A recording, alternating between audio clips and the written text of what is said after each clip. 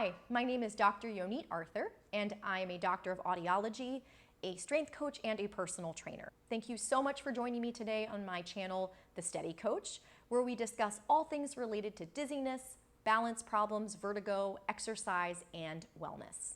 Today we're going to be talking about exercise-induced headaches or migraines. We're going to talk about what they are, some things you can do to prevent them, and then at the end, I'm going to give you a home-based exercise routine that you can start doing today. You probably already know that there are many research studies out there showing that exercise is just as effective as many migraine medications. So many of you have tried exercise to help manage your migraines, but unfortunately for some of us, exercise can be one of the causes of migraine or one of our triggers. So before we get into that, let's just talk about really quickly what migraines are. So what are migraines? Migraines are neurological conditions. Yes, that means disorders of the brain. And what that means is in response to something that happens either in your environment or internally inside, your brain starts a series of chemical responses that ultimately lead to the perception, the feeling of pain in your head. Okay? We're going to talk a lot about what those factors might be, also known as triggers, in future videos. But what we do know is that for some people, unfortunately, exercise is one of those triggers. So why would exercise induce a migraine? Well, for those of us who have migraines, one thing we do know is that although there are many factors that can cause migraines, one of the common threads between all of us is we have hyper-excitable nervous systems. In other words, our nervous systems are more excitable than normal in response to whatever our triggers are. And again, that varies across people, but what doesn't vary is the fact that our nervous systems are hypersensitive or too sensitive. For someone who has not been exercising, imagine starting a brand new exercise routine and how hard that must be on your body. If you are prone to migraines and you have triggers related to stress, it's very possible that your body, your brain, will interpret this brand new exercise as stress and boom, start that chemical process and cause you to end up with a migraine.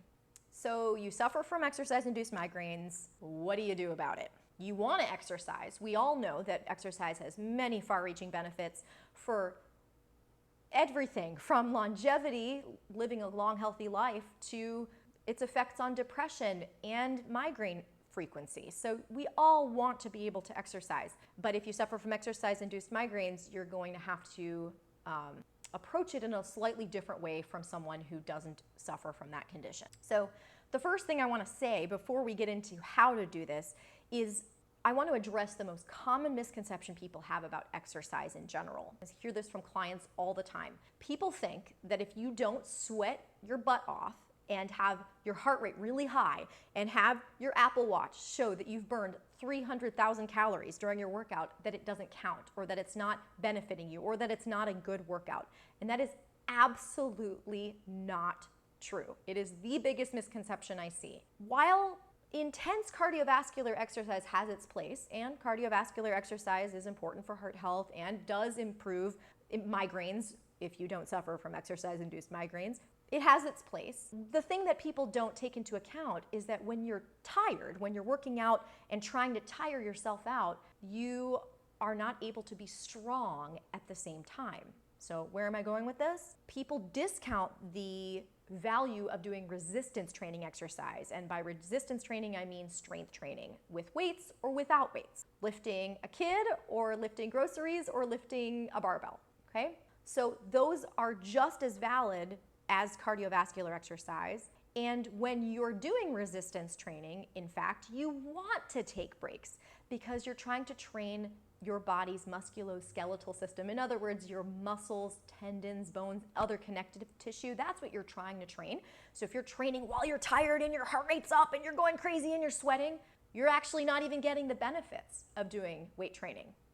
So you see how resistance training and people who have exercise-induced migraines are a match made in heaven. With resistance training, you're resting on purpose in order to get the benefit of building muscle. And because you're resting, you can keep your nervous system down. You can control your heart rate, breathing between sets if you need to, and we're going to talk about that in a minute.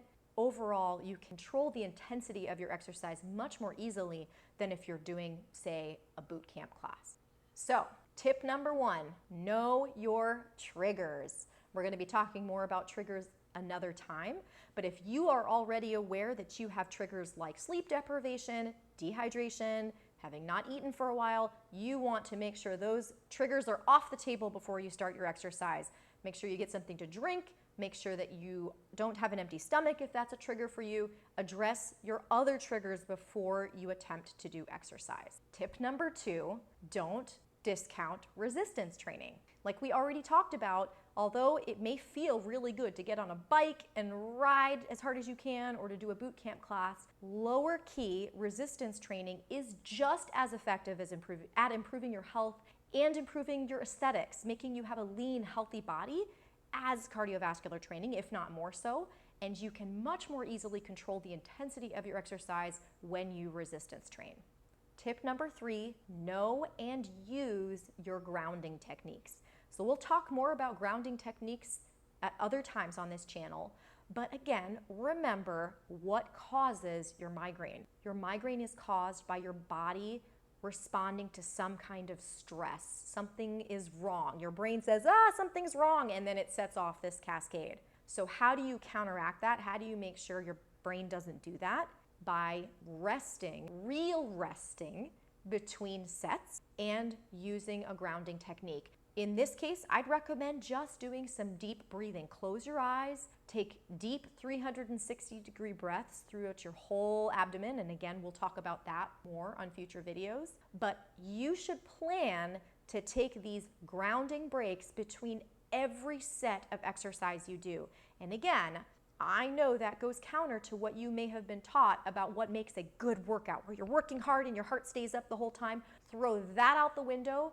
That is not an effective way to resistance train or to train, period, unless you're trying to challenge your heart and lungs, which we're not in this case. We're trying to get your body used to exercise, not trying to run the Boston Marathon, okay? So you're going to take that grounding, breathing break between every set, and you may need a minute, you may need 5 minutes, you may need 30 seconds, but you're going to get your body back into that state of groundedness, feeling not stressed out before you start your next exercise. Tip number 4, slow and steady wins the race. Again, now you know the reason you get exercise-induced migraines or headaches is because your brain is in this hyper alert or extra sensitive state. The way to get it to stop being in an extra sensitive state in response to exercise is to ease into it. And I know it's not easy to be patient, especially again when we're getting all these messages from the outside that say we have to work out really, really hard and breathe hard and have our heart rates up and have trouble catching our breath in order to get the benefits of exercise. But you will progress more if you allow your body to adapt and get used to what you're doing and listen to the cues your body's giving you in the long run. Okay, so let's get to the exercise routine. Before getting started, I want you to put a timer on for 5 minutes and spend 5 minutes doing something relaxing that feels good to you. It can be yoga, stretching, or lying on your back and breathing. I want you to start with that before we get into our resistance training exercises. Once you've done that, I want you to set another timer for 3 minutes, and I want you to start moving. That might just mean walking around your house. That might mean dancing to your favorite song. I just want you to start to feel a little more warmed up. It's a general warm-up opportunity. So once you've done those 3 things, 5 minutes of relaxation, 3 minutes of warming up, it's time to start your circuit. I've got 5 resistance exercises in this circuit. If you're a complete beginner or if you have very severe exercise-induced migraines and they happen every time you work out, you're only going to aim for finishing 1 round of all 5 of these exercises. If you don't make it through the whole way, that's fine. You'll start again on a different day. Every little bit you do is helping to desensitize or make your brain less sensitive to brand new things like exercise. So you are getting something out of it even if you don't make it all the way through. If you're a little more advanced, if you've done this before, if your exercise-induced migraines don't tend to kick in till later, you're welcome to do more rounds. You want to work your way up to doing about 4 to 5 rounds of these 5 exercises. But again, that is entirely up to you. Each exercise is going to be performed for 8 repetitions, except for the last exercise, which is going to be performed for 30 seconds on each side. You're again going to do anywhere from 1 or less than 1 to 4 to 5 rounds of these 5 exercises. So let's take a look at what these exercises are.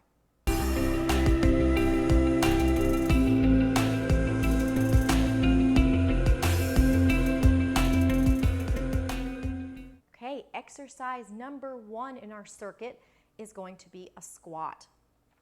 So you're going to take your feet to a width that's wider than shoulder width distance apart, with your toes pointed slightly out or straight ahead, depending on what's comfortable for you. You're going to imagine spreading the floor apart with your feet. So you're going to feel your legs turn on when you do that. You're going to take a deep breath in, and as you exhale, you're going to lower back like you're sitting back on a chair that's behind you. In fact, you can put a small chair behind you if you'd like. You're going to lower down, tap your butt on the chair or the imaginary chair, and then you're going to push the floor away with your feet to stand up. Okay? An easier variation of this, if you need one, is to hold on to a surface, either on the side or in front of you, and you're going to squat holding the surface for support. To make this more challenging, you can hold something in your arms. Feel free to use canned vegetables, gallon of milk, whatever you've got around you to add a little bit of resistance to the exercise. You're going to do 8 repetitions, remembering to take that grounding every time you finish a set. If you find that 8 repetitions gets your heart rate up so high that you start to feel migraine type symptoms, then you're going to cut it down to 6 repetitions instead. Exercise number 2, we're going to be doing a single arm bent over row. So for this exercise, you're going to stand a few feet back from a stable surface. You can use the seat of a chair that's pushed up against the wall, or you can use a heavy box like I'm using. From here, you're going to push your butt back like you're trying to close a car door, letting your knees bend as you do that. Keep your back flat as you come down and reach one hand out and put it on the surface. So back is flat, knees are bent as much as they need to be, chin is tucked in to keep your neck supported. From here, you're going to grab your object. Your object's going to be right underneath you. I have a dumbbell here. You can use a can of soup. You can use a sack of rice, whatever you have lying around. You're going to grab that object, put it into that one hand, the one that's loose, and you're going to think about pulling your elbow towards your back pocket. Okay, so you're going to lift the object by pulling your elbow to your back pocket and let it come all the way back down so your arm is hanging. Pull your elbow to your back pocket and let your arm come down until it's hanging. You're going to do 8 repetitions on each side. Again, taking a grounding moment or 3 minutes between each exercise, each side, and then at the end between each set of exercises. Exercise number 3 is a deadlift. If you have equipment at home, I'll give you some ideas of what to use here. If you don't have any equipment, you're going to grab a towel and you're going to roll it up lengthwise like I did. So you have a long, skinny towel here. You're going to lay it down on the floor and you're going to step onto it with your feet just about hip distance apart, toes pointing forward. Notice I'm bent over here. Similarly to how we did our row, I push my butt back like I'm closing a car door. I'm letting my knees bend comfortably and my back is flat. From here, I'm going to think about squeezing an orange between my armpits. So you see how suddenly now my whole body is stiff, and I'm going to again think about spreading the floor apart with my feet. So my arms are squeezing in, my feet are pushing apart, and from here I'm going to think about standing up by pushing the floor away. Push the floor away. And as you do that, you're going to feel the back side of your legs turn on and work. If you're doing this version with the towel, you're going to hold for 8 to 10 seconds, as hard as you can. If you have a resistance band, you can do this same exercise by stepping on the resistance band, and instead of imagining you're pulling up, you're actually going to stand up tall between each repetition. If you have a weight, you can do this with a weight by placing it between your feet. So the weight goes here where my towel is. It would go right between your heels.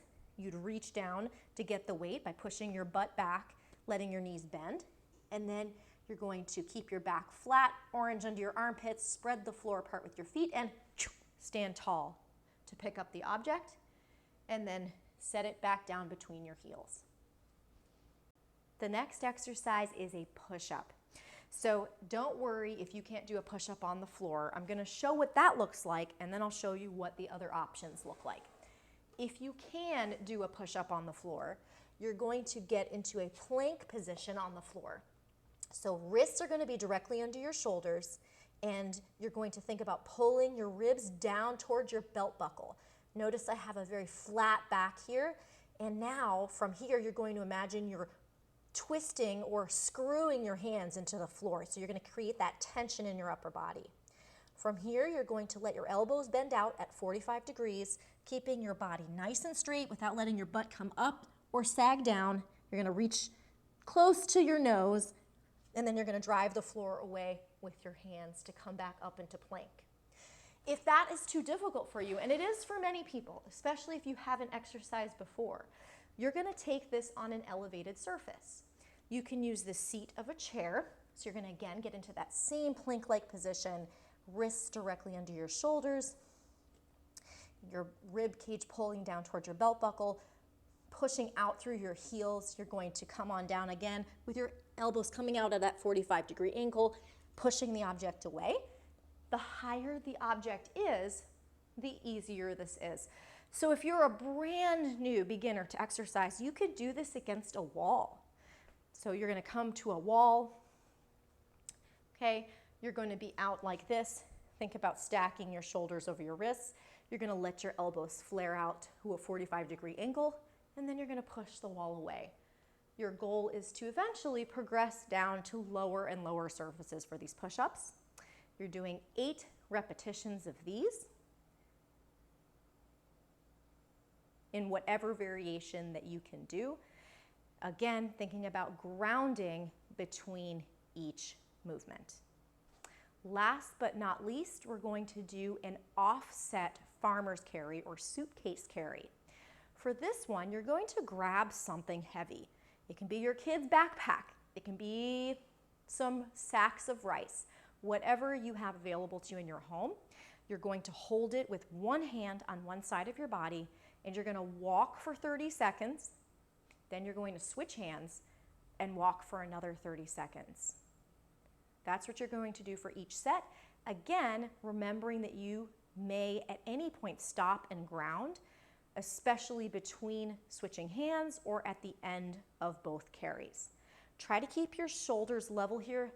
Don't let your body sag. You want to keep your shoulders nice and level, proud posture while you're doing this walk.